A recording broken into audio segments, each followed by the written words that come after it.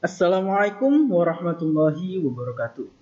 Selamat datang di Praktikum Data Mining pada pertemuan keempat, yang mana pada pertemuan ini kita akan mempelajari bagaimana sih cara mengidentifikasi data sesuai dengan kebutuhan kita. Nah, sebelum kita mengidentifikasi data, ada beberapa teori yang perlu kalian ketahui, yaitu apakah itu dataset? Nah, bisa kalian baca sendiri di modul, cuman saya langsung kasih tahu seperti contohnya aja. Dataset itu tuh dia data keseluruhan dari ini termasuk dataset ini, tabel semuanya itu termasuk dataset. Nah, kemudian apa sih itu atribut? Atribut itu yang apa sih katanya dia memiliki karakteristik dari data tersebut. Misalnya pekerjaan wali, ya ini termasuk atribut pekerjaan wali, pendidikan, yang dia membedakan antara data dia antara atribut satu dengan yang lainnya, seperti itu. Nah, kemudian di praktikum sebelumnya kalian telah mempelajari teknik-teknik dalam data mining ya. Sebelum data mining maksudnya ke metodenya, yaitu seleksi data, pembersihan data, atau cleaning data, bagaimana cara mentransformasikan data, kemudian bagaimana cara menyeleksi, dan sebagainya. Nah, teori-teori tersebut, teknik-teknik tersebut digunakan dalam identifikasi data. Kenapa? Karena dalam dataset itu tidak semua atribut akan kita gunakan. Maka dari itu diperlukan adanya seleksi data, transformasi data, cleaning data, data yang tidak valid itu akan kita hilangkan. Seperti itu. Nah, untuk contoh kasus yang ada di modul itu, nah di sini kalian telah mempelajari hot encoding. Hot encoding itu di transformasi data ya. Nah, sebenarnya di dalam association rule ini tidak terlalu penting, tidak terlalu dibutuhkan teknik hot encoding ini. Karena kalian bisa membuat rules jika misalnya seperti ini rulesnya kan kalau association rule itu nanti kalian akan dapatkan di kelas. Cuman saya akan review sekilas. Jadi nanti yang akan kalian hasilkan dari hasil data yang kalian olah itu kemungkinan seperti ini. Jika pekerjaan walinya petani, maka dia lulusnya tepat waktu, contohnya seperti itu. Dia akan menghasilkan aturan-aturan yang biasanya sih yang dipakai untuk ke market based analis ya, maksudnya jadi kayak kalian ketika ke swalayan kalian akan menemukan tata letak yang barang yang sebenarnya dia nggak satu kategori, cuman kenapa sih dia kok dibarengin gitu, seperti contohnya apa ya, nah ketika ada di raknya roti, di situ otomatis ada blue band atau mentega atau ada meses. Jadi peletakan manajemen tata letak dari produk itu tuh ditentukan dari association rule yang telah dihasilkan. Nah, itu dari mana kita dapat? Jadi setiap kita belanja, misalnya kita setiap transaksi, nah otomatis kan ada setiap pelanggan itu jika dia nih beli roti, beli susu, beli meses. Nah, itu satu konsumen, kalau satu pelanggan. Nah, secara otomatis itu termasuk menjadi satu data kan? Satu data. Nah, nanti bayangkan nanti ada sekitar seribuan atau jutaan bahkan triliunan customer yang datang ke toko tersebut atau minimarket tersebut. Nah, itu akan banyak sekali macam variasi produk yang akan dihasilkan. Nah, dari situ bisa kita ambil misalnya ada nih pelanggan yang dia beli roti tapi dia nggak beli mentega, malah beli susu.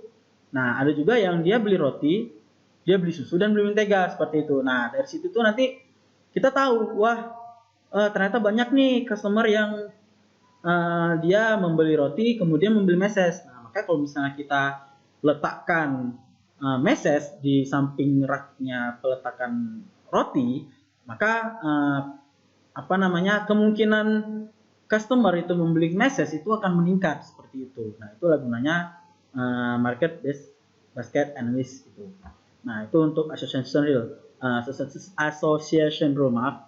Nah, kenapa saya bilang tidak terlalu butuh? Karena hot encoding seperti yang kalian ketahui. Contoh nih, kalian mempunyai atribut pekerjaan wali dan di situ ada variabel ya istilahnya ya. Berarti variabelnya petani, wira swasta, misalnya satu lagi mahasiswa. Nah, di hot encoding ini dia kan jadi ketika coba ya, coba kita akan buka Excel aja biar lebih paham.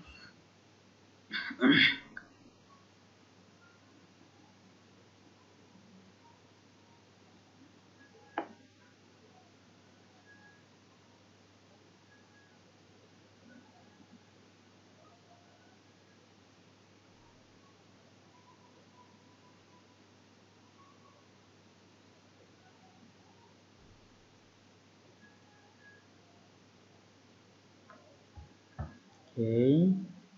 Contoh ya, tadi ada namanya petani, kemudian ada wira swasta, kemudian ada mahasiswa.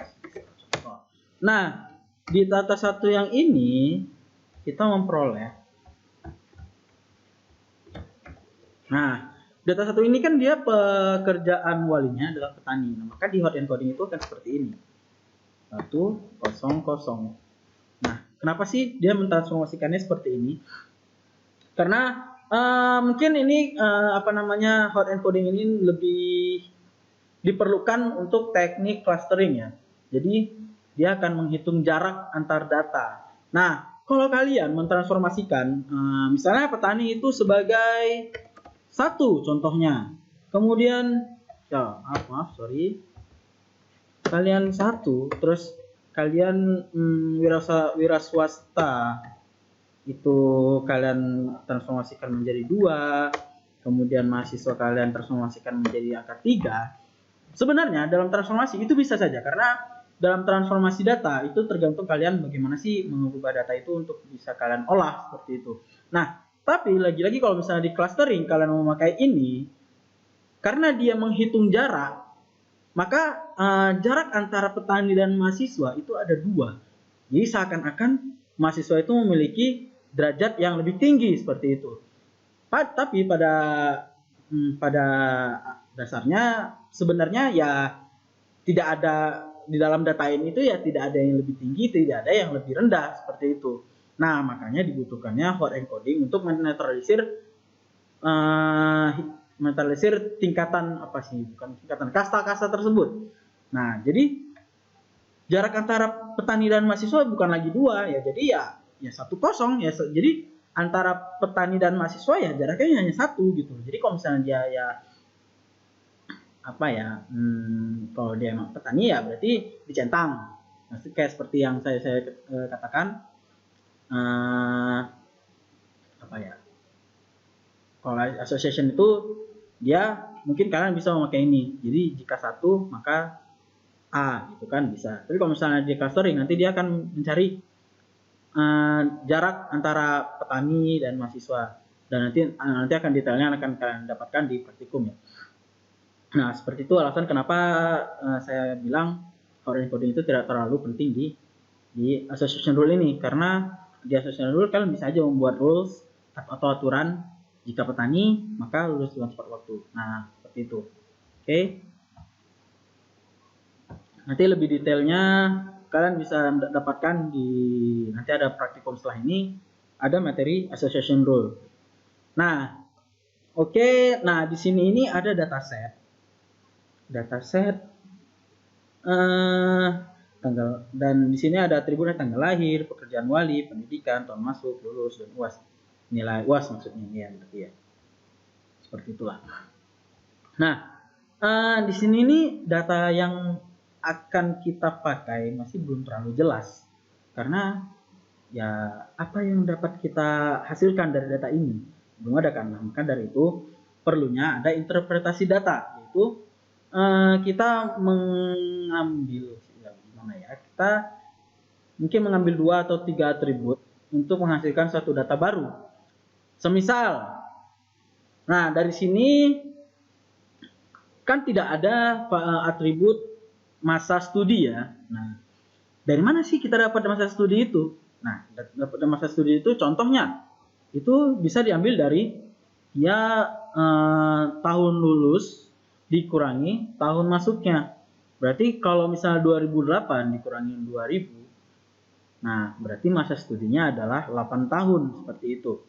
Nah, untuk itulah kenapa diperlukannya adanya seleksi data, dan di situ ada interpretasi data dan perusahaan pelajaran di praktikum sebelumnya ya. Nah, di sini kalian dituntut untuk harus menemukan data yang dapat digunakan untuk teknik data mining yang akan kalian gunakan nanti. Oke. Nah, kemudian di sini ada metode RFM. Sebenarnya metode RFM ini juga termasuk ke dalam interpretasi data ya. Karena kita kayak mencari seperti ini nih. Resensi itu adalah bulan pertama beli dibagi bulan bulan terakhir beli, dan frekuensi itu ya seperti sama kayak tadi sebenarnya konsepnya interpretasi data. Jadi kita mengambil dua atribut data untuk membuat satu atribut baru yang bisa digunakan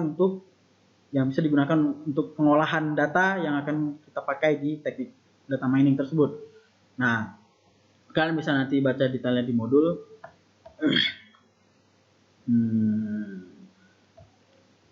Sebenarnya ya semua metode RFM ini, hard encoding itu bisa dipakai ke semua teknik data mining ya. Cuma nanti kalian bagaimana menentukannya tepatnya teknik tersebut itu lebih tepat nggak sih digunakan ke teknik ini, diterapin ke teknik ini, seperti itu. Oke. Dan seterusnya seperti itu. Nah, saya akan sedikit memberikan peringatan lah ya.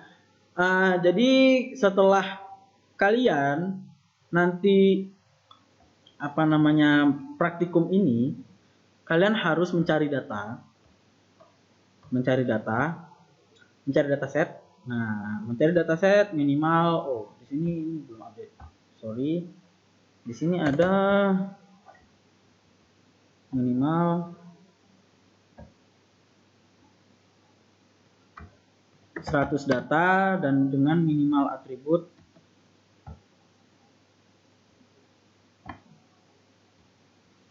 itu ada 10. Nah, kalian harus mencari dataset sebanyak 100 data minimal di datanya, ada 100, dan kemudian minimal ada 10 atribut, 1, 2, 3, 4, 5, 6, 7, 8, 9, 10, 11, seperti ini. Kurang lebih seperti inilah yang akan kalian bisa gunakan untuk nanti tugasnya. Nah, untuk tugas ini kalian nanti ya mulai dari sekarang itu kalian harus sudah ya seenggaknya untuk menyicil belajar mengenai teknik data mining lainnya walaupun belum praktikum ya.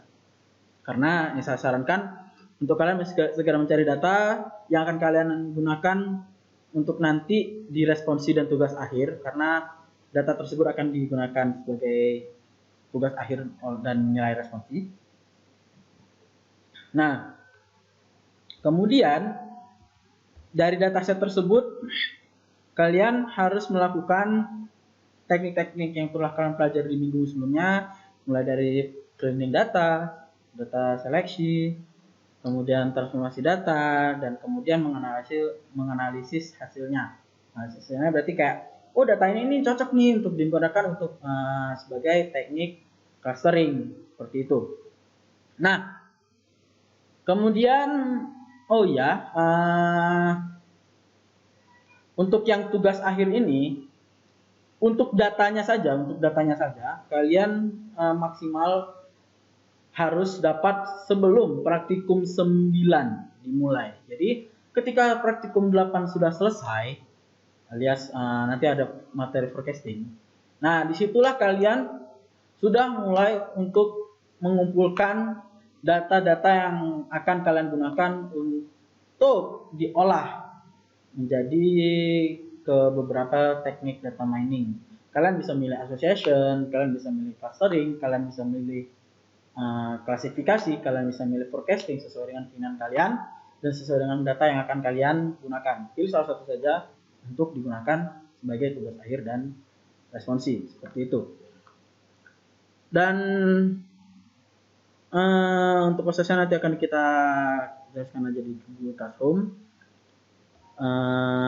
Kemudian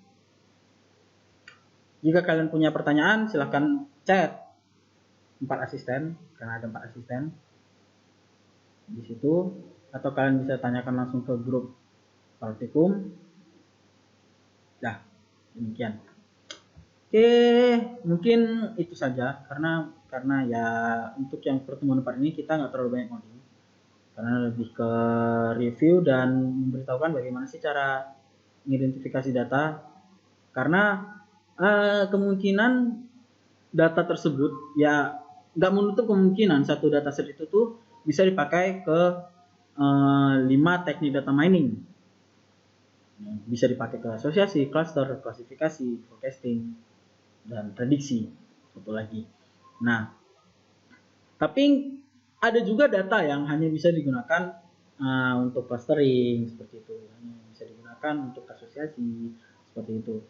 Nah, jadi ya kalian bisa mencari data tersebut di internet, Google, ya kita sudah banyak referensi banyak, atau kalian bisa gunakan juga data dari perusahaan yang resmi yang telah kalian dapatkan atau kalian punya dari saudara-saudara, terserah kalian. Mungkin itu saja untuk pertemuan kali ini. Wabillahi taufiq wal hidayah. Wassalamualaikum warahmatullahi wabarakatuh.